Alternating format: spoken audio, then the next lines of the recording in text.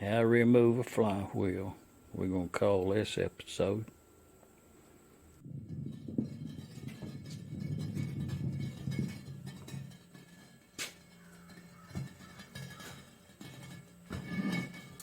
That right there is the project for today. And we'll get them flywheels off that crankshaft right there. We'll put them up in this press right here.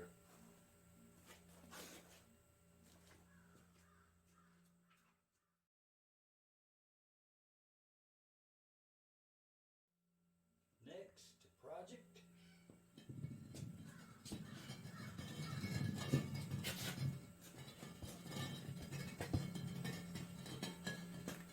Next project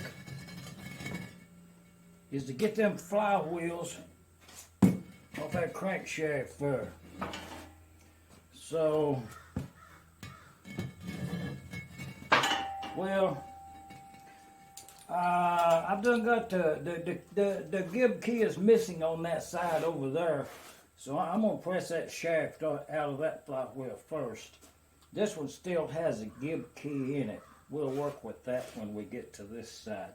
But I'm gonna put it up here in this here press right here and carry on with that project. I'm gonna spray them down there with some of that. Well, I'm not sure what it's called. Oh yeah, it's that Freol. They say it's that original rust buster. So I've been using it the last few days there. Dave handed me off a can up there to Portland to give a trial to, you know, and I've been using it and I kind of like it. So had the radio on all morning, but I got that other chain on over there. And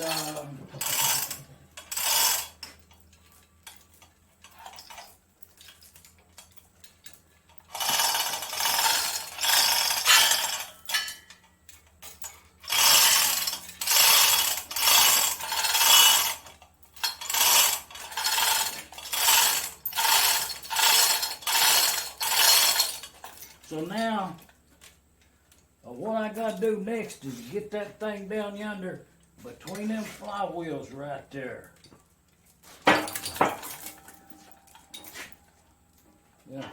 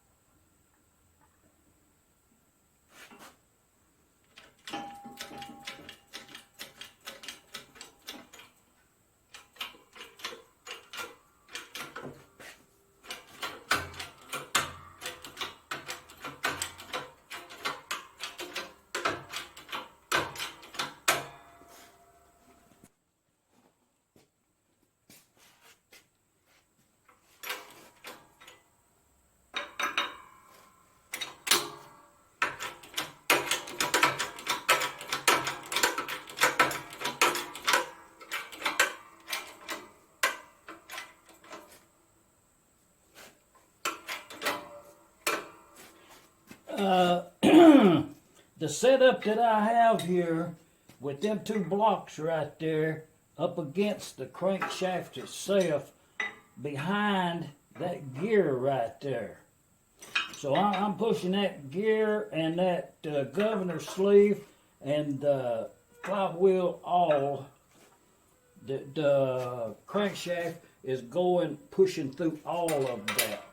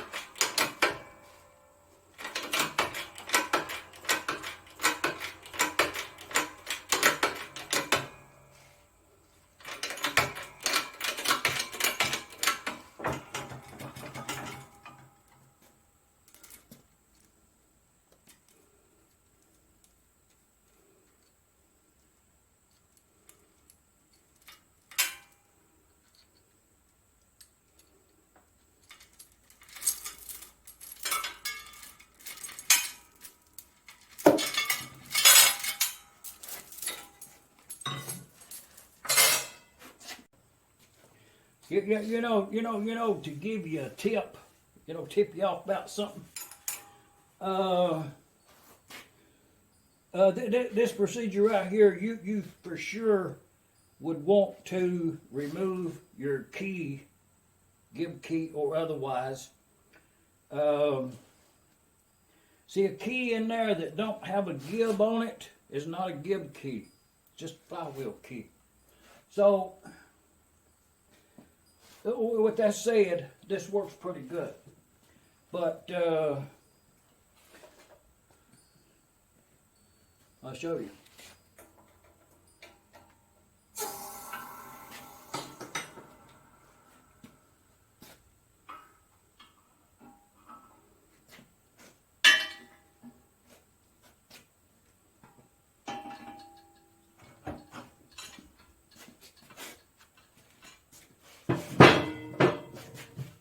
See, that's how you remove a flywheel from a crankshaft. No cracks, breaks.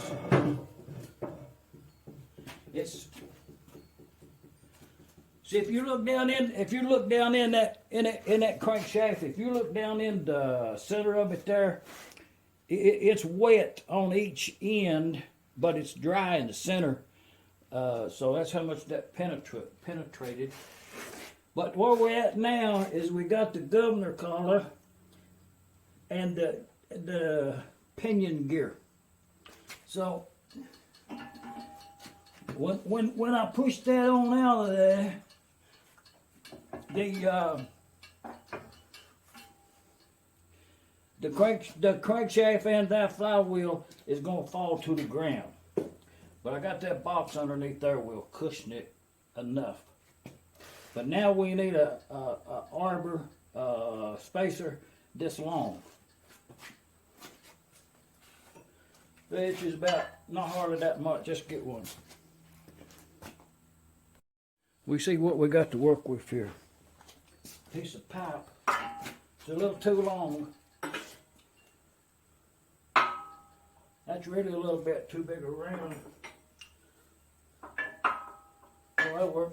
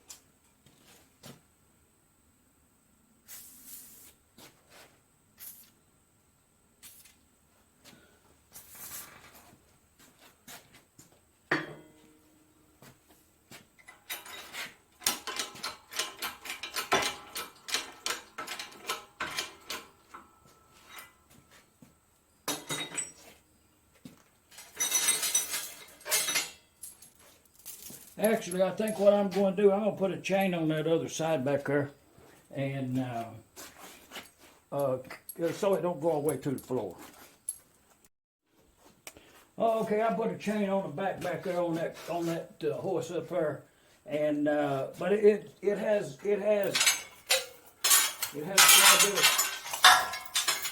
quite a bit of slack in it, but it'll take the relief off of the box and the flywheel. Because that's not a good idea to drop that on the floor.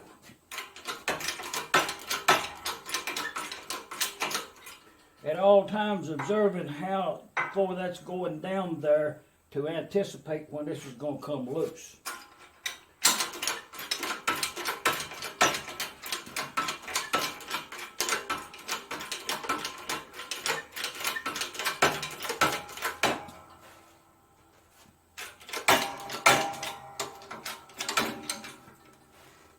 See the governor collar. Let's take it off and look at it.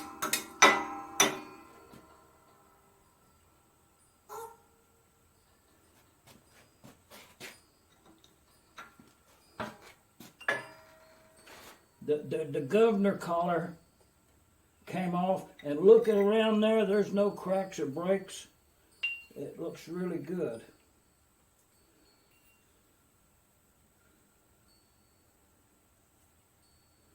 Yeah.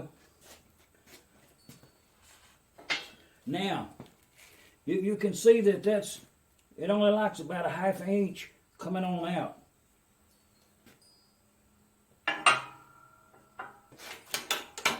Okay, I think we're about to set free. I'm gonna get a little more slack. That's a little more slack on that backside.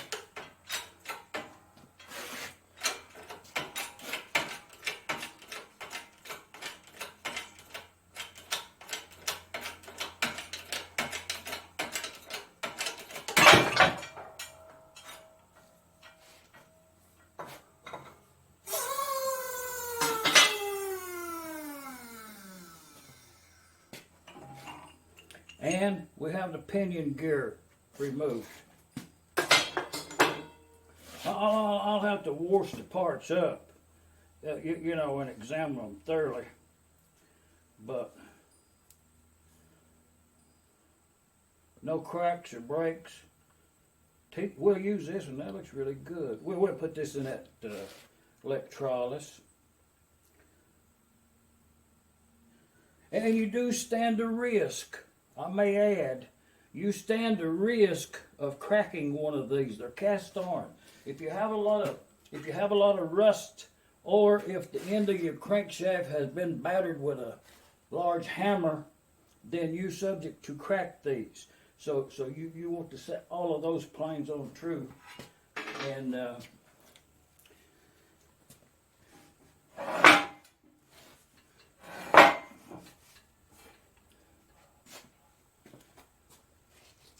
okay, and on the back there you can observe that safety chain I put on there, it actually served the purpose.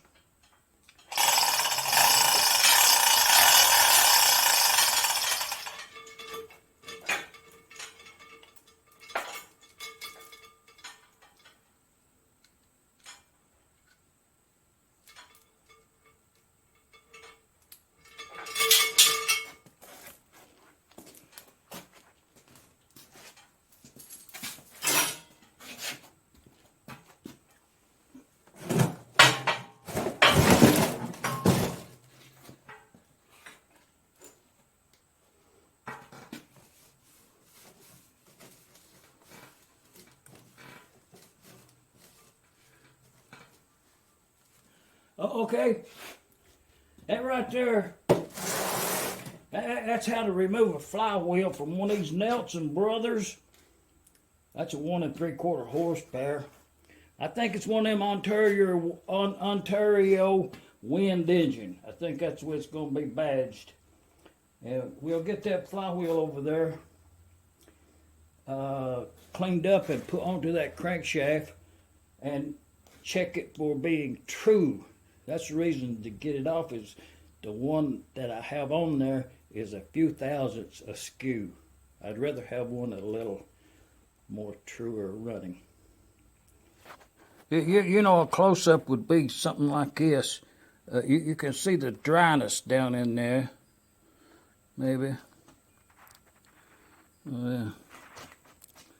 And you can see the penetration of the, you know that's the, that's a pattern I ended up with.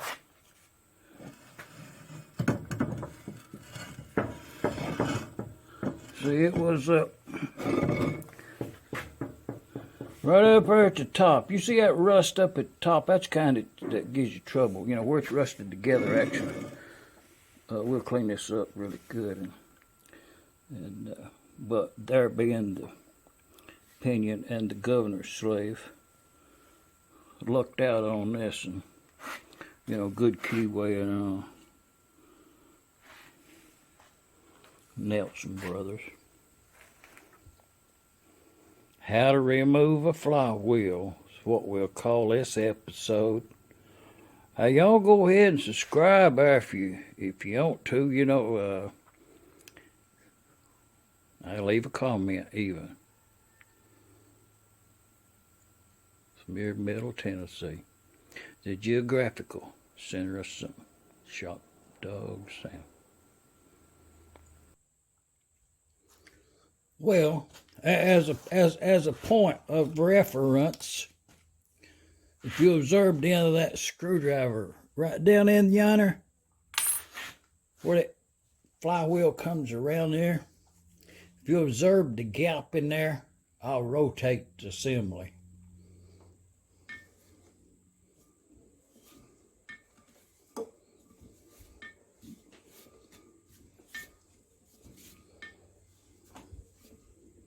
Okay, that's how much the flywheel is out of alignment. Let's see how much the other one is.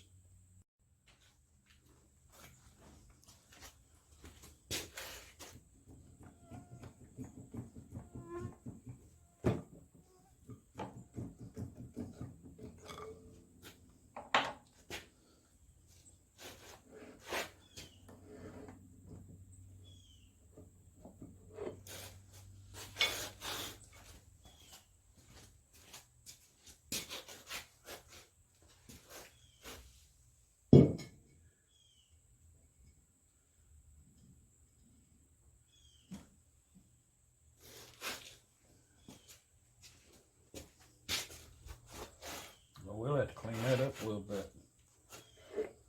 Governor. That's that governor collar right there. We'll clean that up really good. As the gears and such also.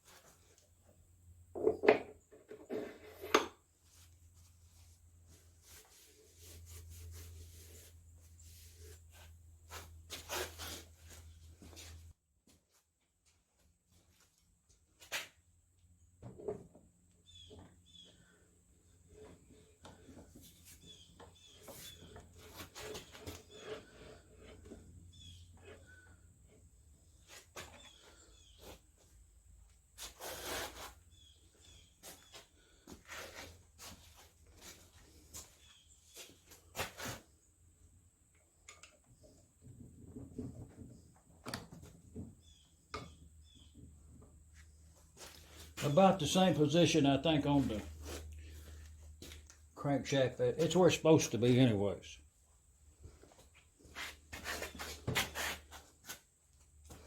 Now we'll observe that gap with this flywheel here, see what we got.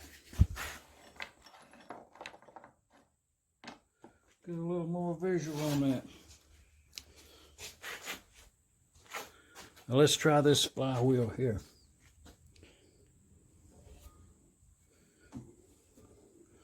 Hey, that's pretty good.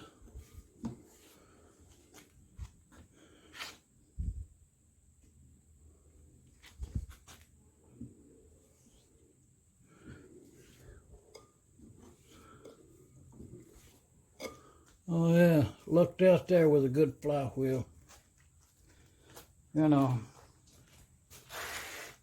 well, 1 out of 3 ain't bad, I guess. Well, you know this set of flywheels right here. They've been down there in the flower bed for a little more than 3 years now, I think. Yes. That's what I'm talking about.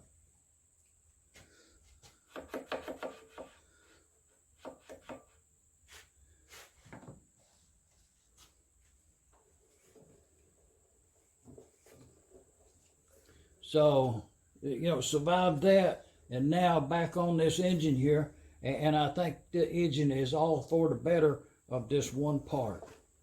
So, the thinking is, I'll go ahead and put the engine together, and then I'll have 2 engines that I'm going to classify as parts engines. You know, they got some good parts on them, and then some of them, they're just parts, you know.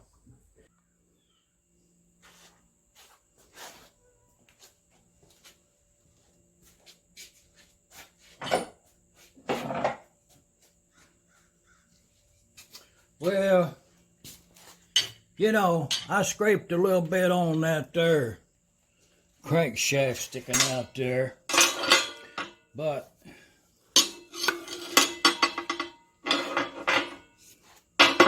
we'll get that gib key out of there. It looks like a really good one, sharp, looks like a new one, as the other side was missing when I got the engine. So I don't know the condition it was in, but it do have a key right there for the pinion gear. I'll get that out there to save that. But and I noticed they've took a chisel and made an indent right there in that crankshaft so that key won't slide outward. Huh. Would interfere with your governor. I think it would have probably weakened the crankshaft, but evidently it didn't. But regardless, it's time to get this gib key out, and that's my go-to apparatus. And I'll have to get a bigger hammer. But you know, I'll harp on it every video about the right side and the wrong side on a gib key puller. You know, it's inherent to the tool. So I always find out if I put the key to the back, that puts the wide side of my tool on the inside, like such. And you want to, you're using that to gradually open, push that away. But, oh, look at that. Oh, man. See, I barely touched that. Oh, it's been broken for a long time. It's rusted. It has one of those small plates down there at the bottom where it was attached. But regardless, you know, I'll leave you with a question this week. What are you going to do now? We'll get that out of there. Yeah, we'll get that out. Man, broke right off. What would you do? I'll leave a comment. Shop Dog Sam. Out here in Middle Tennessee, the geographical center of something. Hey, y'all come on back. We get this out.